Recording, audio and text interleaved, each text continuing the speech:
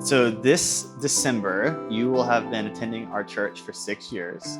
In that time, how many Sundays have you missed? 2. You've missed less Sundays than I have. That's absolutely amazing. Ricky, today you are going to be joining me in baptizing your grandma, which is so cool because about 6 years ago, you and Courtney were actually a part of the very first baptism that we did as a City Church family. So this is kind of like a full circle moment. Did you think that you'd be here? No, I mean, if you were to transport what my thoughts were 6 years ago, to think that we would be at this moment was just a complete pipe dream from where my family was just centered around whatever that floating object may be at the time, and just trying to find, what brings us together as a family. I never ever thought we would be centered around Jesus. Right. Yeah. That was something that would be, a distant dream at most. But 6 years later, here we are. And it's just it's amazing. Awesome. So you've been here 6 years, only missed 2 Sundays. So why now? Why I want to get baptized? Yes, why you want to get baptized now? God finally said, it's your time. It's your time to get closer to God and be baptized. And not fear getting baptized, not fear anything. Listen to what I'm saying to you. And I never thought I could listen to what he said. I always say, how do you say that God speaks to you? Because he never spoke to me. But I finally figured it out. It's because I was shutting my mind off of what I wasn't listening to. But once I finally, the longer I've been going here, the closer I've gotten to God and understanding that I've opened up more. And then he said, it's your time now. And so I feel like it's my time. Because I got baptized probably when I was 12, long time ago. And it was just like, you need to do it. Yeah. It wasn't because God asked me to do it or my heart told me to do it. It's just that was a kid and everybody else was getting baptized.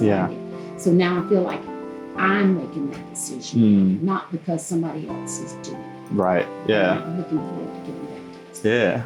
So this isn't your first family member that you've actually gotten to help baptize. So you baptized your son a few years ago, your mom. You're a deacon now. And so when we go in the water, you're actually going to be leading the moment, pronouncing the triune blessing. It's going to be pretty cool. And I get to help you now. Man, describe what that's like seeing God move in your family this way. Yeah, it's when me and my wife made the decision to give our lives to Jesus, there's no way that I ever thought that I would be baptizing anybody else. I said, well, this is something that I'm doing. But the fact that my son, made the choice to want to be baptized, and then my mom, and now my grandmother, it's just like, this is a generational movement. Yeah. You know what I mean? It's like the decision to say, hey, yes, I'm going to go to church led to, changing our entire family's history. Yeah. And it did. Yeah, you can feel that. Just 4 generations of God's movement in your family is amazing. And today we're really excited to celebrate with you, your baptism.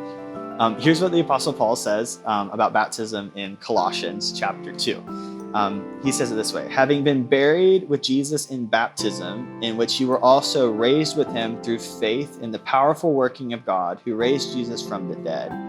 You who were dead in your trespasses and the uncircumcision of your flesh, God made alive together with him, having forgiven us all our trespasses. So what we're about to do, it's more than a symbol, right? It's symbolic in the way where we join Jesus in his death and his resurrection. But Paul said there's actually something beautiful and practical and spiritual that's happening.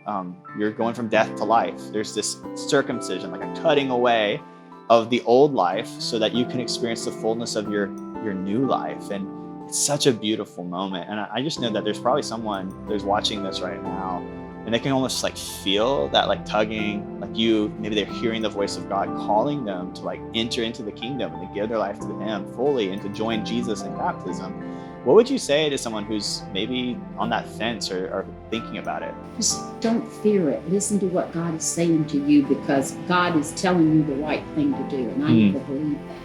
I've never been this close to God. And now I feel so close, and it seems like the longer I come here, the closer I get. And I just always feared so many things, and I just finally don't fear that anymore. And if you just got to not fear. Just listen to what God's telling you and listen to your heart. And I finally did that, and I'm so glad I did. I look forward to getting baptized.